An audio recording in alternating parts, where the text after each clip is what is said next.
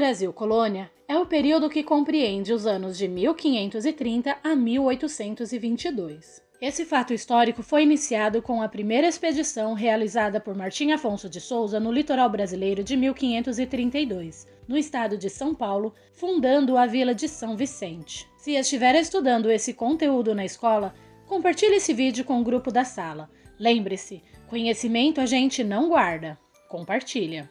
Aproveite para deixar um like em nosso vídeo. Nos esforçamos muito para criar um bom conteúdo para você.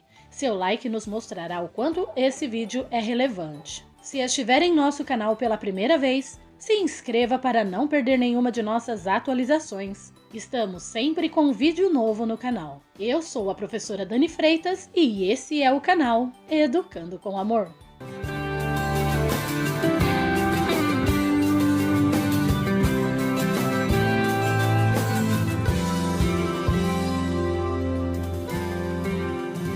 Entre 1500 e 1530 é considerado o período do Brasil pré-colonial, também conhecido como Ciclo do Pau-Brasil. Nesse período, a primeira atividade econômica girava em torno da exploração do pau-brasil, existente em grande quantidade na costa brasileira, principalmente no nordeste do país. Essa atividade consistia na extração da tinta da madeira para pintura de tecidos. Para conseguir a madeira, os portugueses davam aos índios várias quinquilharias, metais, espelhos, colares, entre outros. Isso é chamado de escambo, quando há uma negociação entre mercadorias ou serviços e que não há trocas de moedas. Devemos ressaltar que a exploração predatória do pau-brasil fez com que as árvores próximas à costa desaparecessem já na década de 1520. É bom lembrar também que, apesar da exploração do pau-brasil ser meramente extrativista e não dar origem a nenhuma ocupação efetiva, Portugal enviou várias expedições ao Brasil, visando conhecer toda a costa brasileira e combater os piratas e comerciantes franceses. Mas agora vamos falar sobre o começo do Brasil colônia? Com a chegada dos portugueses, Portugal acreditava que encontraria muito ouro na região, porém, não foi o que aconteceu, o que fez com que a coroa perdesse o interesse em explorar as novas terras. Até que descobriu o pau-brasil. Como mencionei anteriormente, foi uma atividade extrativista que não deu origem a nenhuma ocupação vinda de Portugal. Porém, como a Espanha havia descoberto o ouro na América, isso fez com que criasse uma expectativa da coroa portuguesa em encontrar o material dourado também em solo brasileiro. Outras nações já estavam de olho em nossas terras, e isso preocupava o rei português, que enviou várias expedições entre 1500 e 1530 para combater as invasões, mas foi somente depois do rei da Espanha ter encontrado ouro que o rei português quis se aventurar colonizando as terras tupiniquins. E então, tudo começou quando o rei de Portugal, Dom João III, encaminhou Martim Afonso de Souza em 1530 para realizar uma expedição colonizadora no litoral brasileiro. O trabalho de expedição de Martim Afonso se estendeu do litoral de Pernambuco até o Rio da Prata, e ele fundou no litoral paulista a primeira vila do Brasil, em 1532, denominada de Vila de São Vicente, primeira povoação dotada de um engenho para a produção de açúcar. O cultivo da cana-de-açúcar se deu porque o próprio açúcar era um produto bastante procurado na Europa naquele momento. O comércio na colônia respeitava a medida do Pacto Colonial, que era o direito de exclusividade de comercialização entre colônia e metrópole. Ou seja, a colônia produzia a matéria-prima, enviava para Portugal, que vendia de volta para a colônia o açúcar produzido. A princípio era utilizada a mão de obra escrava indígena, porém havia muita resistência por conta dos índios, e os próprios jesuítas condenavam essa prática. Foi então que os donos de comércios escravizaram negros que vieram da África, uma prática em que os jesuítas concordavam. Para colonizar o Brasil e garantir a posse da terra, em 1534, a coroa portuguesa dividiu o território em 15 capitanias hereditárias. Essas capitanias foram divisões que a coroa fez no território brasileiro da época,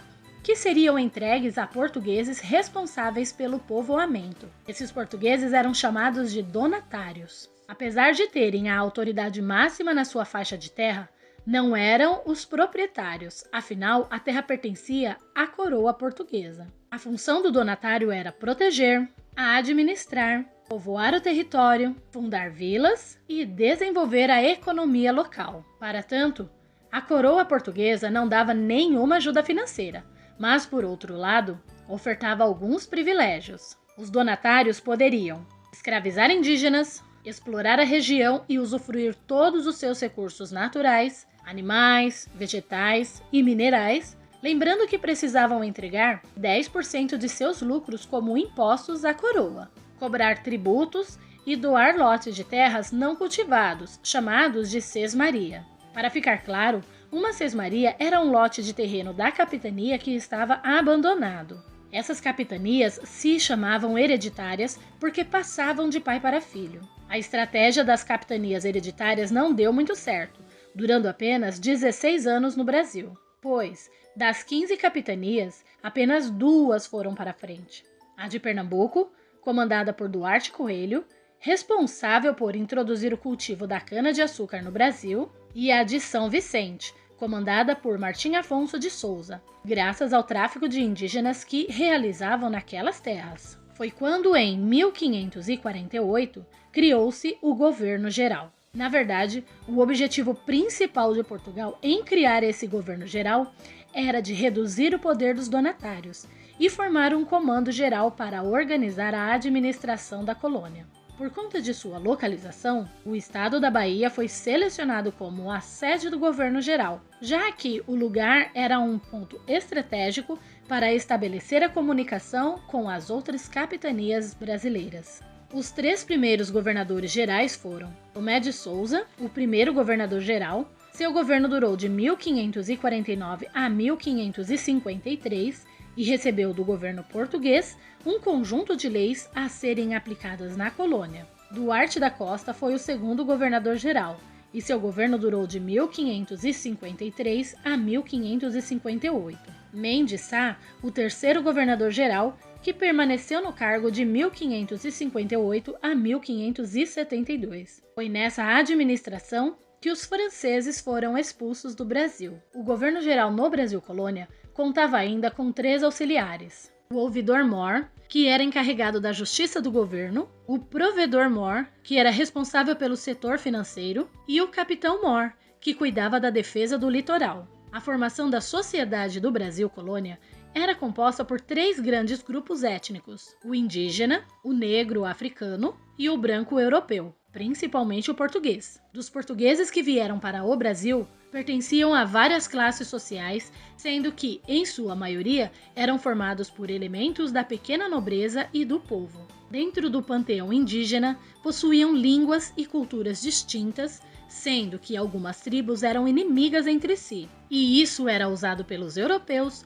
quando desejavam guerrear contra os portugueses. Os negros africanos escravizados, por sua vez, possuíam crenças, idiomas e valores distintos e não constituíam de um povo homogêneo, o que facilitava o tráfico desse povo através do Atlântico. O ponto culminante do Brasil Colônia era o engenho de açúcar. Assim, o senhor da Casa Grande concentrava em torno de si grande quantidade de indivíduos e tinha uma autoridade máxima. Ingleses, franceses e holandeses invadiram o país durante esse período, sendo que os holandeses chegaram em 1630, mas foi em 1637, com a chegada de Maurício de Nassau, que os holandeses dominaram Pernambuco e se estenderam por quase todo o Nordeste brasileiro. Seu governo durou até 1644, mas os holandeses só foram expulsos 10 anos mais tarde. Anos depois, aconteceu mais um ciclo no país,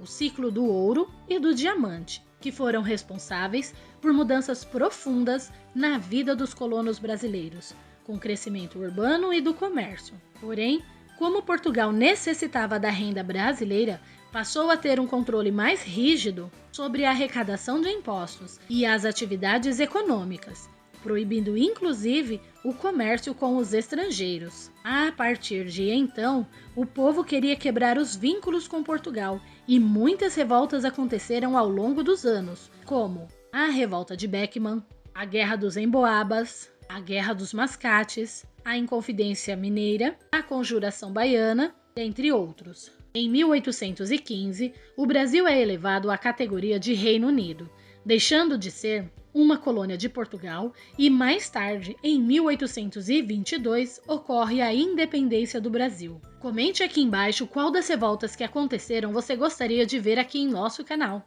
Gratidão por chegar até aqui. Até o próximo vídeo e beijinhos da Pro!